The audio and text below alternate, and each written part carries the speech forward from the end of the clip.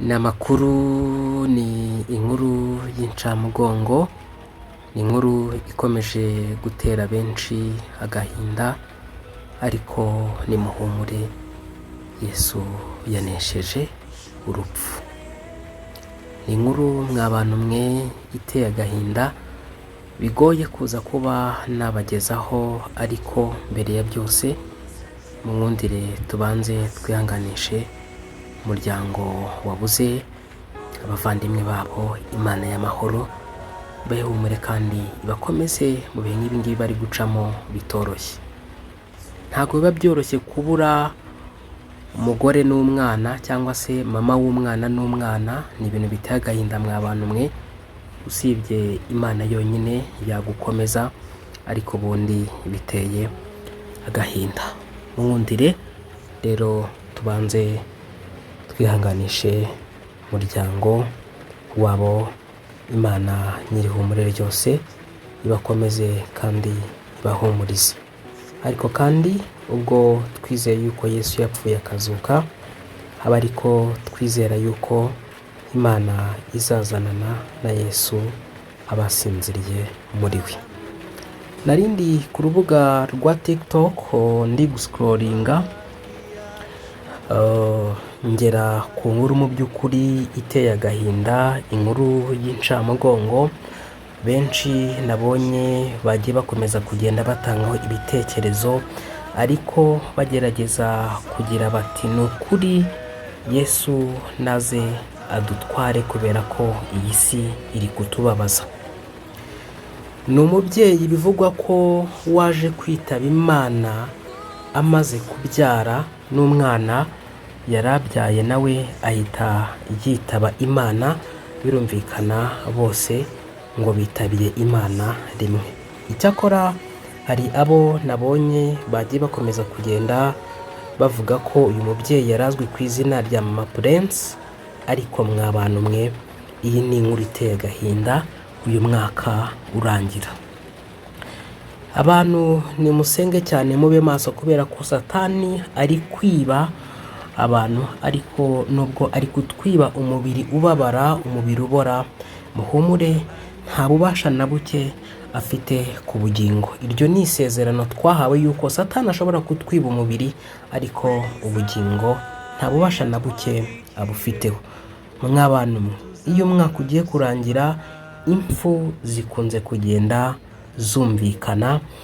Rero musenge, mube maso, mwiragize, kandi ndabifuriza ko Uwiteka Imana akomeza kubarindira ubugingo kugeza ku munsi n'ubundi azaza gutwariraho itorero.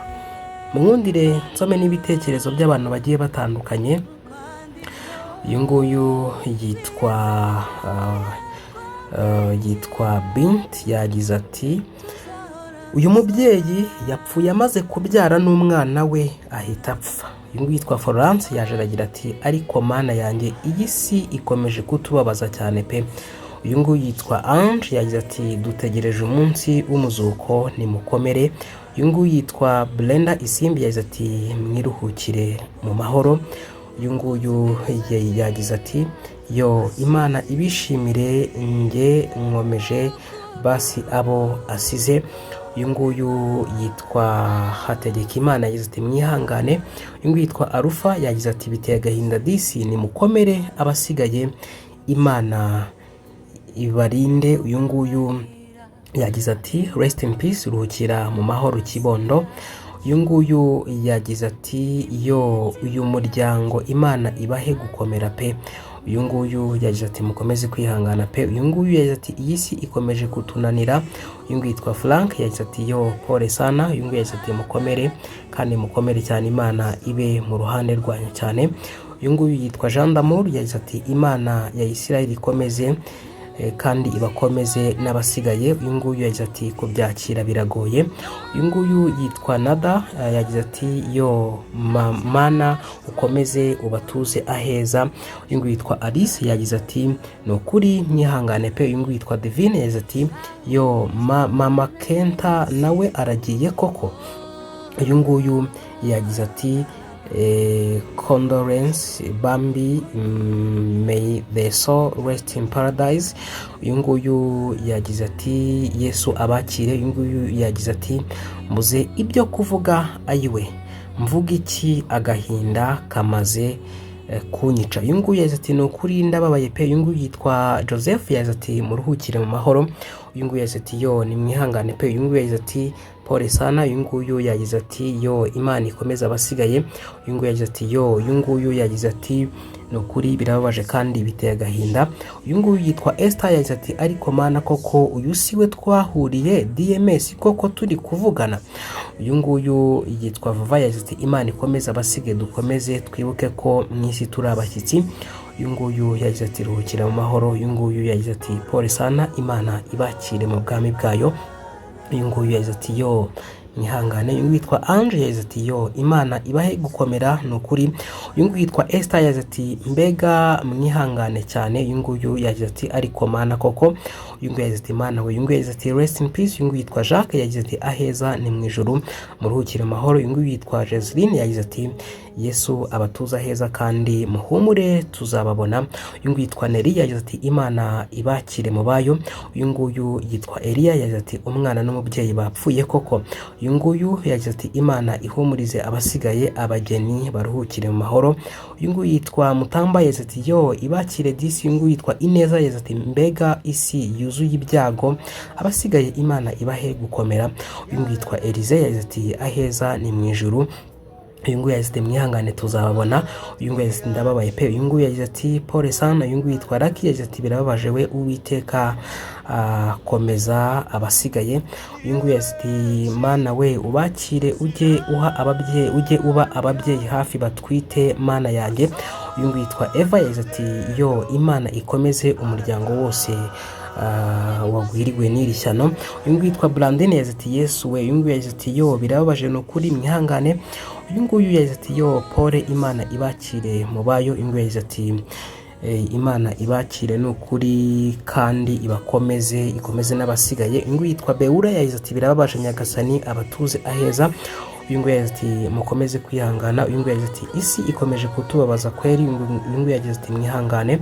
Uyu nguyu yitwa Cyuzo Landry yagize ati biragoye kubona ijambo wavuga gusa umutima wanjye urababaye cyane. Uyu nguyu yitwa Diane yagize ati iby'isi ni amabanga koko. Uyu nguyu yitwa Christine yagize ati mana we ukomeje kutubabaza, Imana ibatuze aheza. Uyu nguyu yitwa Ruth yagize ati mana duhe iherezo ryiza.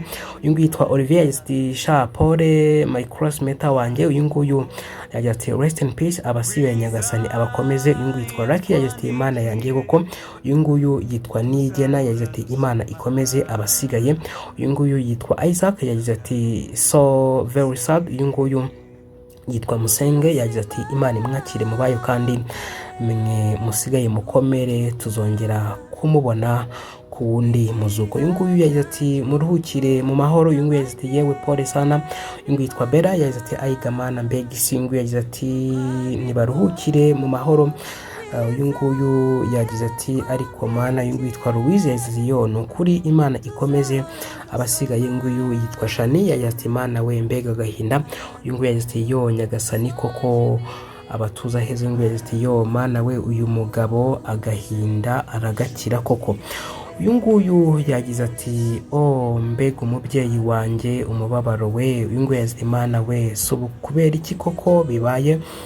Uyu nguyu yagize ati warupfu we uri mubi. Uyu nguyu yagize ati muruhukire mu mahoro. Uyu nguyu yagize ati Imana ikomeze imitima y'abasigaye. ngira ngo ibitekerezo by'abantu bigiye bitandukanye ni byinshi ariko dukomeje kwihanganisha uyu muryango. Munkundire nsoze mbabwira ngo nuko muhore mukenyeye kandi amatabazo yanyu yake, umere nk'abantu bategereza shebuja aho agarukira ava mu bukwe kugira ngo nakomanga bamukingurire vuba. Hahirwa abagaragu shebuja azaza agasanga bari maso, ndababwira ukuri yuko azakenyera akabicaza akabahereza. Naza mu gicuku cyangwa mu nkoko agasanga bameze batyo, bazaba bahirwa. Namwe mumenye ibi yuko iyaba nyir'inzu yamenyaga igihe umujura azazira yabaye maso ntiyakunze ko inzu icukurwa. Namwe muhore mwiteguye kuko umwana w'umuntu azaza mu gihe mudatekereza. Mana yanjye, mbuze uko mu by'ukuri nabigenza, gusa mukomere Uwiteka abahe ihumure.